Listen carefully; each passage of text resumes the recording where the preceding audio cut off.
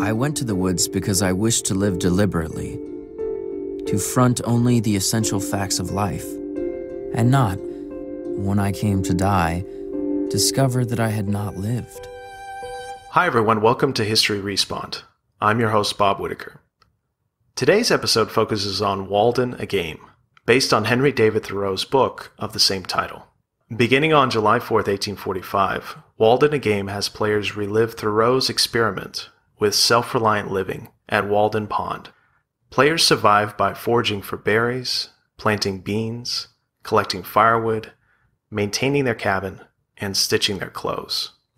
Simultaneously, players are also tasked with maintaining the life of the mind through walks in the wood, conversations with Emerson, correspondence with Thoreau's sister Sophia, and reading of philosophical texts, including Plato's Republic and the Bhagavad Gita.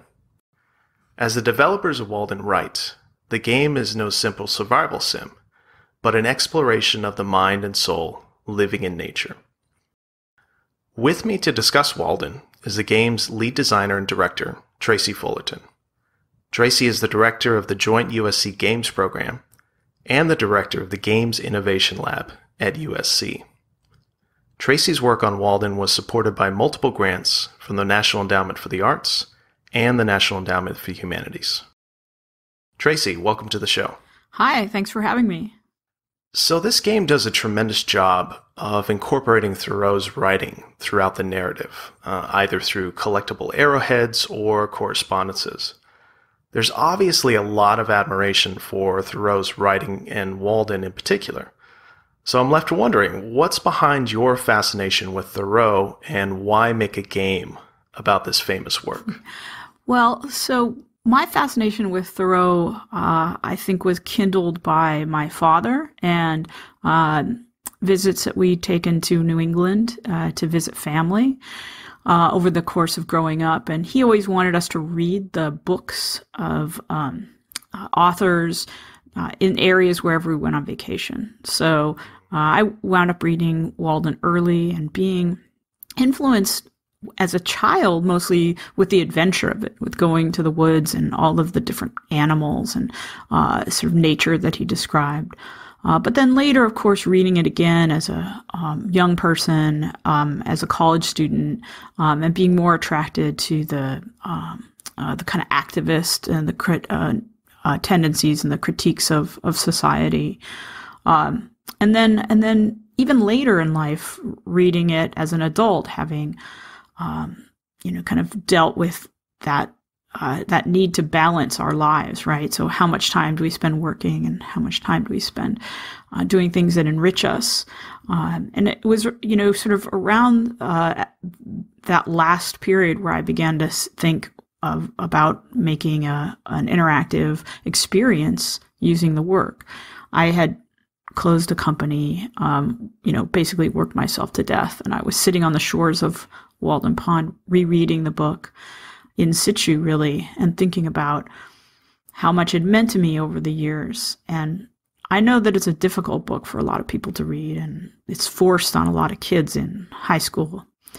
And I thought maybe there was a way to make that experience that I had had over the years possible for so many other people, to let people live, both the sort of adventure side of it, the sort of I'm going off to the woods to live in nature, but also, as you mentioned, the life of the mind, and really what it means to be a person connecting with nature and seeking the kind of inspiration that it can give to us.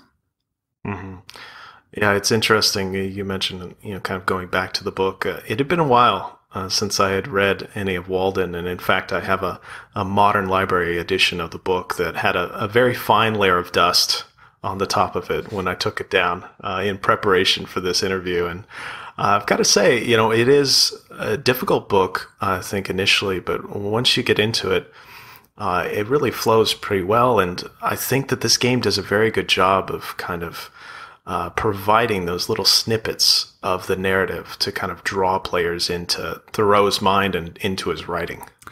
Yeah, I mean, he is a funny writer, right? You know, in one moment he'll be digging sort of deeply into the blooming data of a particular plant, or the kind of discussing the whorls of a leaf and how it's constructed. And then in another moment, almost simultaneously, he'll sort of jump back to the 30,000-foot view and speak about how those patterns, or those pieces of nature that he's noticing, are part of such a larger system, and kind of wax poetic about it. So he's constantly doing this kind of micro macro shift, putting things into a kind of context, not only nature really, but also his interactions with people and society, using them as examples of a larger whole. I've got to ask this question. I'm sure you get this all the time, but the Thoreau, Emerson, the Transcendentalists were kind of famously anti-technology and anti-inventions. And so I'm wondering, what do you think Thoreau would have made of seeing his work adapted as a video game? Well, I do get this question all the time, and I find it an interesting one, because Thoreau himself actually was an inventor. He invented a better kind of pencil. He worked in his father's pencil factory, and he invented a better way of forming the graphite. And we know that he applied for a patent. We don't know actually if he received it or not. But so to me, that's very interesting. And he's also, of course, a scientist, and maybe an amateur scientist, but really a scientist at heart. And I think that he may not have been a game player, and there were actually many things in our modern society that he would have probably found quite distasteful. But I think he'd be very curious about how we made the game, to be honest with you, how it was constructed. Well, that leads me into my next question, and it has to do with the other historical documents that are scattered throughout this game. I mean, the game does such a good job of kind of centering on Thoreau's writing, but you also have anti-slavery pamphlets. You have notices about famous historical figures, including Nathaniel Hawthorne and William Lloyd Garrison. And I'm wondering if you could give us a sense about what the historical research was like for this project, and how did you go about determining what material to include and what to exclude? That's a great question. So first of all, I should say, the game took 10 years to make, and a lot of that, especially early on, and then even towards the end, where we were focusing in on the storylines, was dedicated to historical research. And we had a lot of folks that we worked with, and we had a lot of access that was really helpful to us. Specifically, we worked with Jeff Kramer at the Thoreau Institute, and I sent Jeff a lot of our early builds of the game, and then all of the scripts and all of the materials to basically say, are we on the right track here? But the choices that you're talking about, we always went back to Thoreau himself. So if you look throughout the entire game, there are these arrowhead moments you can find. There are these pieces of text that you get when you kind of right-click on anything in the game. You find out sort of a quote from him. And so when we were trying to figure out what to put in the game, because you can't put everything, you can't make an entirely accurate representation of Walden and Concord circa 1845. We almost, our lens, we almost always said, well, if it's in the book or if it's in his writings, then that's something we want to include. And if he wrote about it at length, for example, or seemed to have a very personal attachment to something, then we're going to include it. When it comes to the historical pieces, it was slightly different, because he makes allusion to some of these things, but he doesn't necessarily go into detail in Walden, for example, about the abolitionist movement.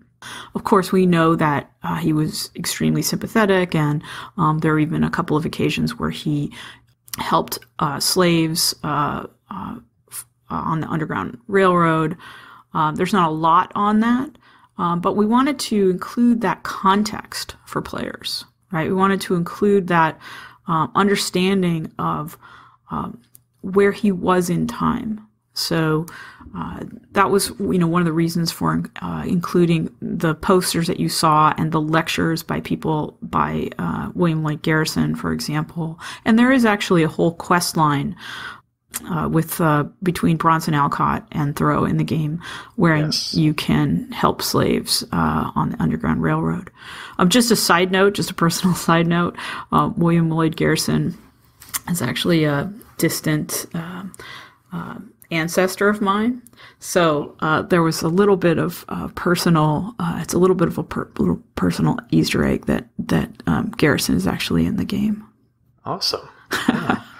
I've got to say, as somebody who spends a lot of time thinking about historical video games, usually when you get one of these games, it kind of focuses solely on the main character and, with the absence of a lot of that context that you're talking about. But I think this game actually manages a pretty good balance between those elements. It's a really rare achievement, especially, when you think about kind of the mass-produced AAA historical games, to get this amount of context in a game that I think is a lot of fun to play at the same time is really special. Well, thank you. I appreciate that. I wanted, there are certain voices that were very important to me to get into the game, specifically Sophia, his sister, because, they were very close, especially after they lost their brother John.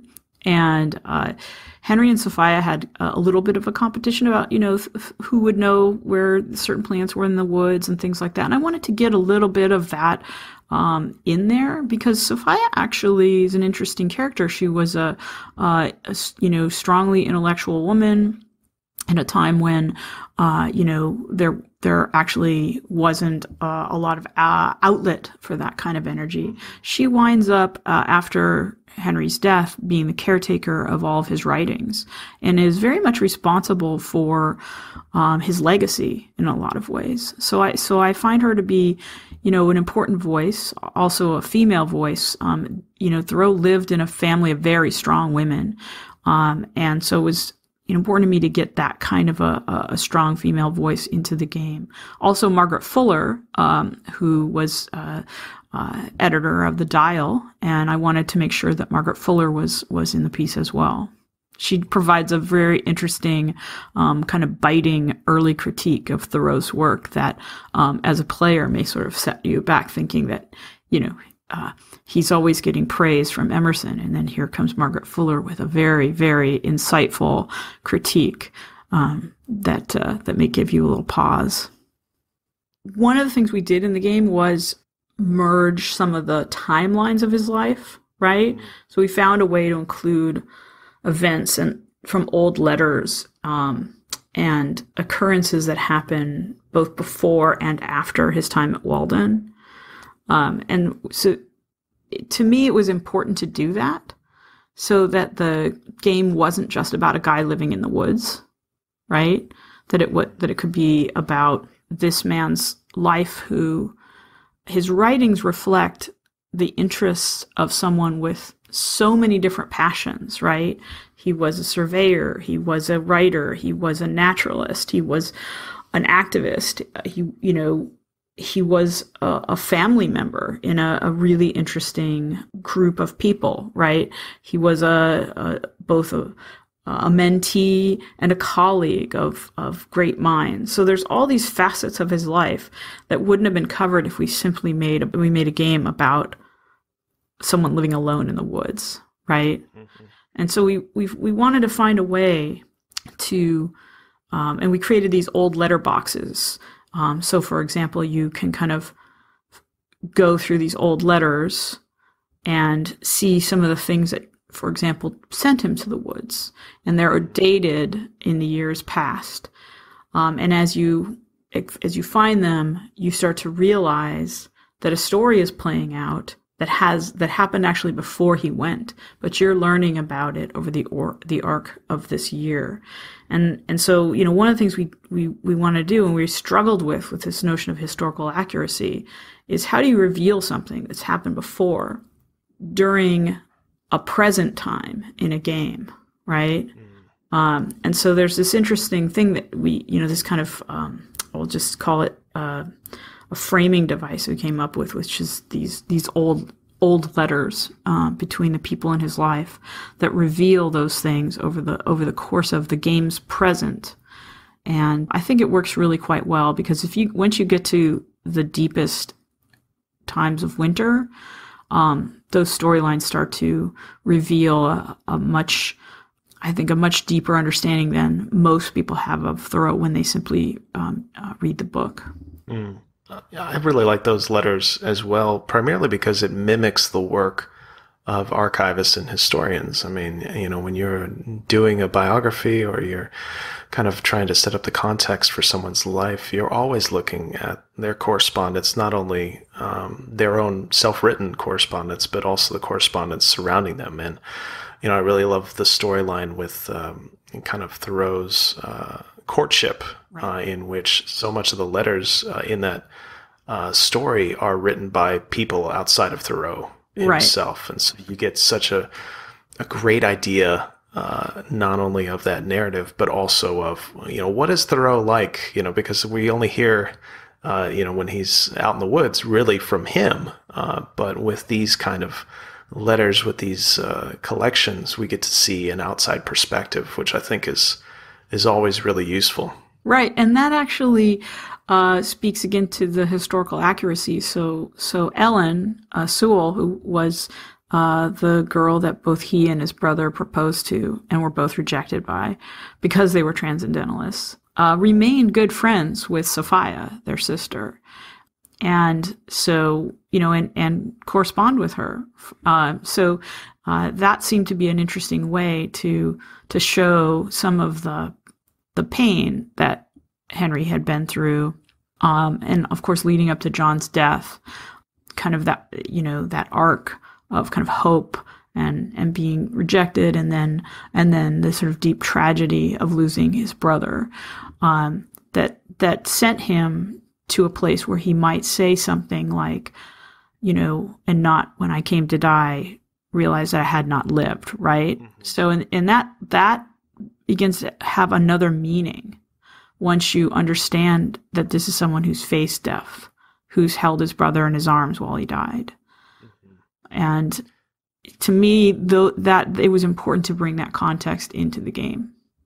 Yeah, and I think the game does a very good job of, kind of emerging that context for the player. I can remember one episode in particular where I'd been reading old letters in the Thoreau family house, and then I went to go check my mail, and there was an arrowhead there, and it was a short statement by the mail clerk, the post office, stating, "Oh yeah, your sister got another letter from Miss Sewell. We don't see her around here very often." It felt like a personal cut, like, this guy knows my personal details, knows all about my past, and is kind of reminding me of this terrible pain. And I took that very personally. You're sort of meant to, if you're following along with the other storyline. That's Mr. Bartleby. He's one of the made-up characters, obviously. But Bartleby is obviously a reference to Bartleby the Scrivener. Some people think that Thoreau may have been at least partially a model for that character in Melville's story. Interesting. You'd mentioned when we met at Games for Change that you'd actually done some research on Thoreau's handwriting. Oh, yeah. That was kind of one of those holy grail moments, right? So, as you mentioned, there's a lot of Thoreau's writing in the game, and I had wanted to present that in his own handwriting, but as it turns out, and we had wonderful experience getting access to actually look at the handwritten drafts of Walden in the Huntington Library here in Pasadena. But in looking through his handwriting and really trying to come up with a font that could, present the words dynamically in the game, using a font of his handwriting, we just realized it was horribly, impossible.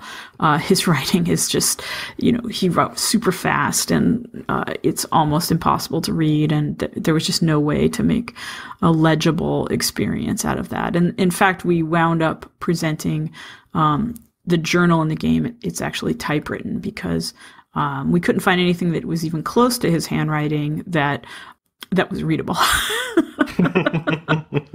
So while other characters do have handwriting in the letters that they send to you, we were able to find really beautifully rendered historical handwriting that we licensed for the game to use for other characters.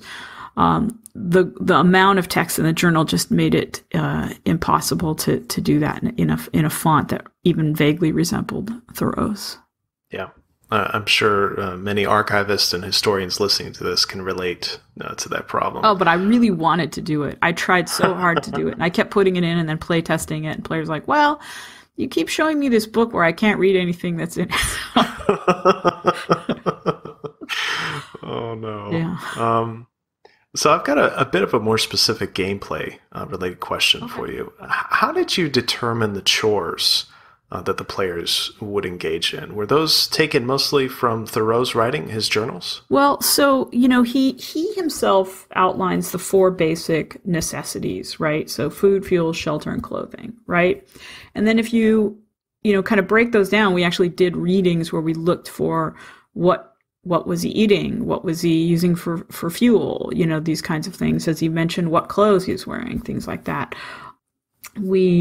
We found some things that were very clear. Like he says he picked up driftwood on the shore, right? And he also says that he borrowed an axe to not only chop firewood, but also to help build his shelter. So those things became very clear. He also talks about lamp fuel, right? Things were less clear. And then, of course, he talks about beans, right? I mean, at length, there's whole chapters dedicated to growing of beans, right? Oh, believe me, I think I've collected all of the arrowheads. It was a singular experience, that long acquaintance which I cultivated with beans. What with planting and hoeing and harvesting and threshing and picking over and selling them. The last was the hardest of all, I might add, eating, for I did taste. I was determined to know beans. And I've got to say, I've never been so excited in a game, at least this year, as I was when I walked up and I saw that my beans were actually ready. All right, you harvest. Got I was so excited, and then I was devastated because the next day there was the first frost. Oh, but did you pick your beans? I did pick my beans, but I didn't get all of them. Okay. And because it filled up, and I was like, "Oh, I'm going to save these for later." And then no, they're all gone. Oh, and I was devastated. Actually, if you keep picking them, there is a book in Emerson's library that would teach you about this, but maybe you didn't find that one. But if you keep picking them after you've filled your sort of food jars, you'll get money. So. I noticed, I saw that book and I knew that was coming, but then I thought, oh, well, I'm just going to keep it in the ground so, I could just replenish my food. I don't really care about money. I'm a transcendentalist, right? I don't need this. And then I didn't realize that the plants would go away. And it was you were probably just on the verge of winter. Yeah, the first frost. Yeah. Yes, yeah. Yeah, that's a sad moment when those beans wither and die. It is true. There are other sad moments in the game, though, things that get a little bit deeper and more, say, transcendental. So I don't know how far you played into it, but that winter lasts a long time, and a lot of things happen during the winter, in all the storylines that there are to follow. So it can get pretty dark and lonely. Yeah. Well, speaking of dark and lonely, given the current political situation in America, especially related to protesting, what lessons do you think players can draw from Thoreau's life, particularly with relation to his work as a sometimes abolitionist and also his writing on the necessity of civil disobedience? It's a wonderful question. And, there's no way that we could have known starting this game 10 years ago that it would be released in a year with, so many protests and so much critique of our government. I think that, when you say, you asked me before about what Thoreau would think about this game and I sort of extrapolate to say what he would think about our time. He was not a joiner, but in the end, he had to follow his conscience. And I think that he would say that we have to do the same today. Mm-hmm.